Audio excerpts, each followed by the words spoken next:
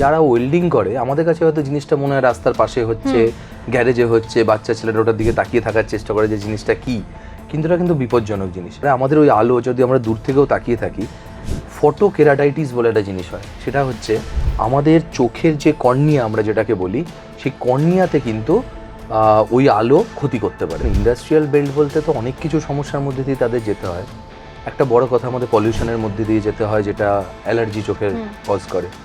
এছাড়া বিভিন্ন রকম ইনজুরি কাজ করে, সেগুলোর জন্য আমরা অনেক রকম রুগীদের পেয়ে থাকি। চোখের রেটিনার ওপরও কিন্তু ক্ষতি হতে পারে। যারা ওয়েল্ডিং অ্যান্ড বাকি এগুলো করেন, তার যে আলো বিকিরণ হয় সেখান থেকে কিন্তু সেখানেরও ক্ষতি হয়, মানে চোখের ভেতরের দিকেও কিন্তু তাতে ক্ষতি হতে পারে। আমি প্রথমেই যেমন বলেছি যে কর্নিয়াতে একটা সমস্যা হয়, আবার আমরা এটাও বলেছি রেটিনাতেও সমস্যা হতে পারে। কিন্তু মাঝখানে যেটা আমরা খুব শুনে থাকি, এই যে টেম্পারেচার অ্যান্ড এগুলো থেকে ইন্ডাস্ট্রিয়াল বেল্টে আমাদের কিন্তু হিট ক্যাটারাক্টও হতে পারে।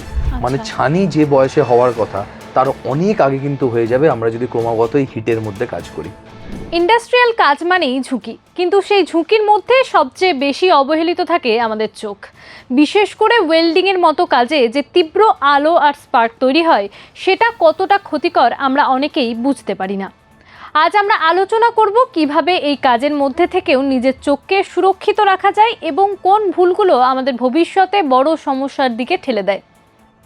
নমস্কার, আমি মৌপ্রিয়া এবং আমাদের সঙ্গে এই মুহূর্তে আলোচনার জন্য রয়েছেন আমাদের গৌরীদেবী হসপিটালসের চক্ষু বিশেষজ্ঞ ডক্টর পরীক্ষিত নন্দী। স্যার, আপনাকে অনেক অনেক স্বাগত। নমস্কার, আমি প্রফেসর ডক্টর পরীক্ষিত নন্দী।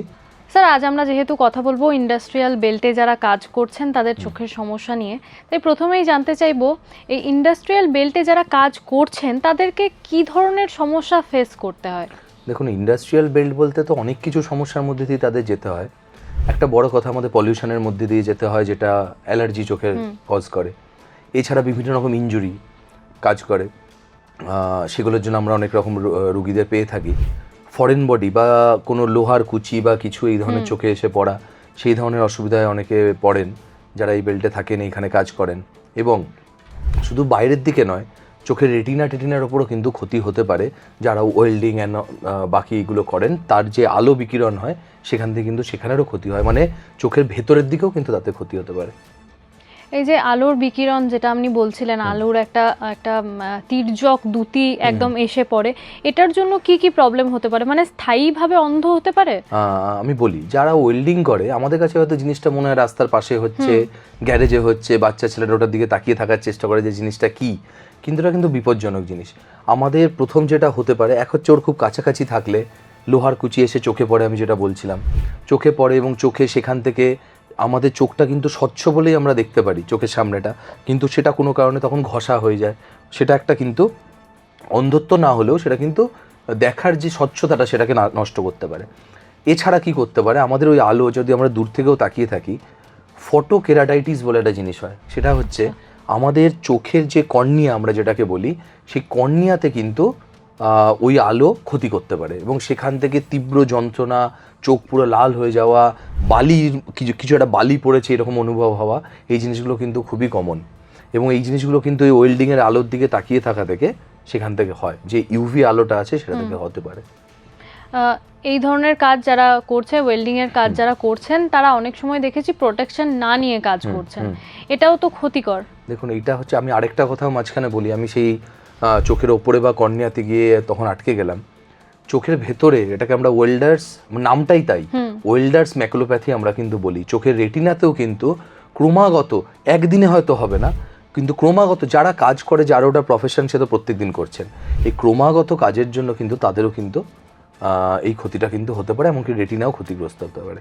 আপনি যেটা বললেন যে এরকমভাবে প্রোটেকশন ছাড়া কাজ, প্রোটেকশন মানে আপনি দেখবেন ওয়েল্ডিংয়ে মেন যেটা প্রোটেকশনের জিনিস, সেটা কিন্তু একটা লোহার এরকম পাতের মতো থাকে এবং মাঝখানে আমরা সাধারণভাবে দেখি একটা কিন্তু, যেটা দিয়ে তারা দেখতে পায়। সুতরাং এই গার্ডটা কিন্তু থাকে যে ওই কুচি টুচিগুলো যেন ছিটকে আমার মুখের দিকে আসলে সেটা যেন আটকে দিতে পারে, এক।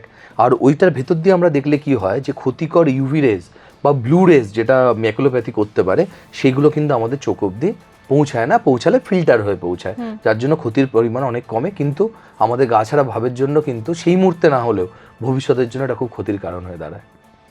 এই ধরনের কাজ করার সময় লোহার ছোট কোনা বা বালি অনেক সময় ঢুকে যায়, যেটা আপনি বললেন, এগুলো ঢুকলে কি ধরনের সমস্যা হতে পারে? ঢুকলে প্রথম কথা হচ্ছে আমরা যখনই বুঝি যে আমাদের চোখে একটা কিছু পড়েছে, একটা দিকে আমাদের একটা আশীর্বাদ আছে, সেটা হচ্ছে লোহার কুচি যখন আগুনের মধ্যে দিয়ে কাজ হয়, সেটা খুব গরম অবস্থায় একটা ছোট্ট কুচি এসে আমাদের ঢোকে, সেখানে হয়তো ইনফেকশনটা ডাইরেক্ট হয় না যেহেতু জিনিসটা গরম।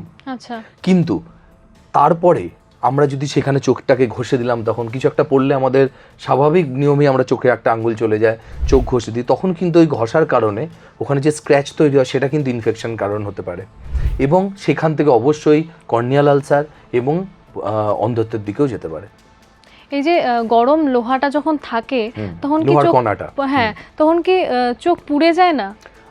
চোখ পুড়ে যায় মানে জিনিসটা এতটাই ছোট, ওইটুকু জায়গায় তো অবশ্যই একটা বার্ন হচ্ছে, এবং সেটা কর্নিয়ার মধ্যে বেশিরভাগ ক্ষেত্রে, এবং যদি বড় কণা বা খুব গতিতে আসে সেটা চোখের ভেতরেও পৌঁছে যেতে পারে। শুধু এই নয় কি যে কর্নিয়াতে গিয়ে আটকে থাকবে চোখের ওপরের অংশটায়, ওটা কিন্তু চোখের ভেতরেও চলে যায়, বহু ক্ষেত্রেই আমাদের চলে যায়। এই কাজ করার সময় অনেক সময় চোখ দিয়ে জল পড়ে, চোখে ঝাপসা দেখা যায়, এই সময় কি করা দরকার? এই যে আমি বললাম, আপনি যদি প্রথম থেকেই প্রোটেকশনগুলোকে নিয়ে চলেন, যে আমি একটা প্রোটেক্টিভ গ্লাস পরবো, প্রোটেক্টিভ গ্লাস মানে কি আমার চারদিকটা ঢাকা থাকবে এবং কালার্ড গ্লাস হবে যাতে আমার ওই ইউভি রেজ বা এগুলো আসবে না বা পার্টিকেলগুলো পৌঁছাবে না। আমরা যদি প্রথম থেকে এই ধরনের জিনিসগুলোকে সঙ্গে নিয়ে চলি, আমরা প্রয়োজনীয় যে ব্যবস্থা সেগুলো করি, তাহলে কিন্তু এই ঝাপসা দেখা বা এই ধরনের সমস্যাগুলো অনেক কম আসবে। আমি প্রথমেই যেমন বলেছি যে কর্নিয়াতে একটা সমস্যা হয়, আবার আমরা এটাও বলেছি রেটিনাতেও সমস্যা হতে পারে, কিন্তু মাঝখানে যেটা আমরা খুব শুনে থাকি, এই যে টেম্পারেচার অ্যান্ড এগুলো থেকে ইন্ডাস্ট্রিয়াল বেল্টে আমাদের কিন্তু হিট ক্যাটারাক্টও হতে পারে। মানে ছানি যে বয়সে হওয়ার কথা তার অনেক আগে কিন্তু হয়ে যাবে আমরা যদি ক্রমাগত এই হিটের মধ্যে কাজ করি, সেটাও কিন্তু একটা কারণ আমাদের ইন্ডাস্ট্রিয়াল হ্যাজার্ডস আমরা এগুলোকে বলে থাকি। ওয়েল্ডিং করার পরে অনেক সময় দেখা যায় চোখে ব্যথা অনুভব হচ্ছে, তো এই ধরনের সমস্যাগুলো কেন হয়? চোখ কি মানে পুরো আলোটা নিতে পারে না সেই কারণে? অবশ্যই আপনাকে আবার ওই একই কথা, আমাদের যদি প্রোটেকশন ছাড়া আমরা সেই আলোটাকে নিই, দেখুন আমরা যদি সূর্যের দিকেও তাকিয়ে থাকি আমাদের চোখের কষ্ট হবে, কারণ ওইটা আমার যতটা সহ্য ক্ষমতা তার থেকে অনেক ব্রাইট, অনেক বেশি উজ্জ্বল একটা দ্যুতি, যেটা আমাদের ডাইরেক্ট নেওয়াটা উচিত নয়। এবং আমরা অনেক সময় শুনি যে সূর্যগ্রহণ বা এইসব দেখার সময় শুধু যে আমরা একটা কিছু চশমা, আমাদের আমরা চশমার একটা ব্যবহার করি, প্রোটেক্টিভ একটা লেয়ারের ব্যবহার করি, ঠিক এই ক্ষেত্রেও তাই।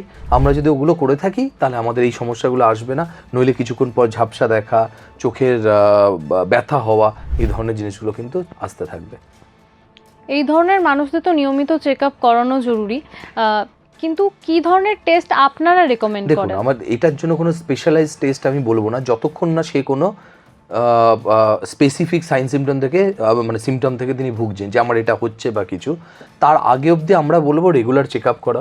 তাতে যদি চোখের কোনো জায়গায় কোনোভাবে, অনেক সময় কর্নিয়ার ওপর না হয়ে অন্য কোনো জায়গাতে কোনো ফরেন বডি পড়ে রইলো, লোহার কুচি পড়ে রয়েছে, সেটা হয়তো সেই মুহূর্তে তাকে অতটা ইরিটেট করেনি, কিন্তু সেটা ওখানে রয়ে গেছে, সেগুলো আমরা বুঝতে পারবো।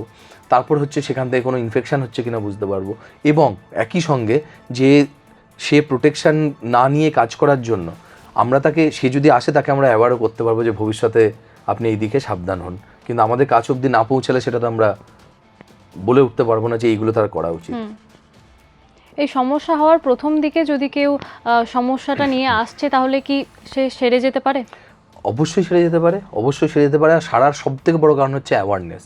আমরা বললে এবং সেগুলো যদি সে মেনে চলে, অটোমেটিক্যালি সেই যেটুকু সমস্যা হয়েছে সেটুকু কমে না গেলেও ভবিষ্যতে কিন্তু আর যেন সমস্যাটা না হয় সেটার ব্যবস্থা আমরা করতে পারবো।